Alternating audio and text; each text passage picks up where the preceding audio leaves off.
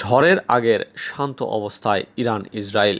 সিরিয়ার রাজধানী দামেস্কে ইরানি দূতাবাসে ইসরায়েলি প্রতিরক্ষা বাহিনীর বোমা হামলার জবাব দিতে গত শনি এবং রোববার ইসরায়েলে যে ড্রোন ক্ষেপণাস্ত্র হামলা চালিয়েছে তেহরান তা চিন্তিত করে তুলেছে ইসরায়েল ও আন্তর্জাতিক রাজনীতি বিশ্লেষকদের। কারণ সাম্প্রতিক হামলা পাল্টা হামলার পর উত্তেজনা প্রকাশ করা থেকে বিরত থাকছে পরস্পরের প্রতি চরম বৈরীভাবাপন্ন দুই দেশের শাসক গোষ্ঠী। আইডিএফ যদিও বলেছে ইরানে পাল্টা হামলার মাধ্যমে প্রতিশোধ নেওয়া হবে, কিন্তু কবে হামলা চালানো হবে সেই সম্পর্কে বিস্তারিত কিছু বলেনি ইসরায়েলি প্রতিরক্ষা বাহিনী।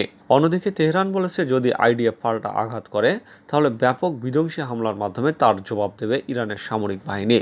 গত 13 এবং 14 এপ্রিল যে শুধু ইরানের সেনাবাহিনী হামলা চালিয়েছিল এমন নয়, লেবাননের হিজবুল্লাহ এবং ইয়েমেনের হুথি ইরানের মদতপুষ্ট দুই রাজনৈতিক গোষ্ঠীও ইসরায়েলে হামলা চালিয়েছে। আইডিএফের তথ্য অনুযায়ী গত শনি এবং রোববার ইসরায়েলের গোলানের সেনাঘাঁটি লক্ষ্য করে অন্তত 150টি রকেট ছুড়েছে হিজবুল্লাহ। একই সময় ইসরায়েলকে লক্ষ্য করে ড্রোন ছুড়েছে ইয়েমেনের হুথি বিদ্রোহীরাও। হিজবুল্লাহর হামলার জবাবে সোমবার লেবাননের মেইস এল জাবাল এবং তাহেরা হারফা এলাকায় গোষ্ঠীটির সামরিক ঘাঁটিতে 15 এপ্রিল সোমবার হামলা করেছে ইসরায়েলের বিমান বাহিনী। তবে কোনো হামলাতেই প্রাণহানির কোনো ঘটনা ঘটেনি। এদিকে ইরান ইসরায়েল দ্বন্দ্বের কেন্দ্রীয় যে ইস্যু সেই উপত্যকায় রোববার থেকে অভিযান সীমিত করেছে ইসরায়েলি বাহিনী। গাজা থেকে নিজেদের সেনাদের অধিকাংশই প্রত্যাহার করে নিয়েছে আইডিএফ। ইসরায়েলি সেনাদের মাত্র একটি ডিভিশন বর্তমানে গাজায় অবস্থান করছে বলে জানিয়েছে ইসরায়েল এবং মধ্যপ্রাচ্যের বিভিন্ন সংবাদ মাধ্যম।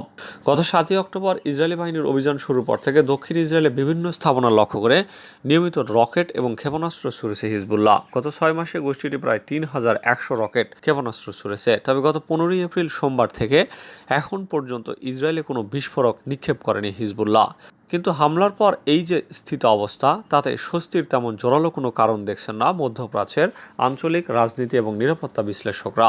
কারণ গাজা থেকে অধিকাংশ সেনাকে প্রত্যাহার করে নিলেও সেখানে অভিযান বন্ধের কোনো ইঙ্গিত এখন পর্যন্ত দেয়নি আইডিএফ।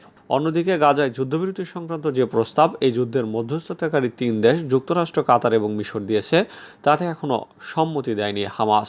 বিশ্লেষকদের মতে তেহরান হামাস হুতিদের এই নীরবতা আসলে শান্তির আগমনী বার্তা নয়, বরং ঝড়ের আগের স্থিত অবস্থা।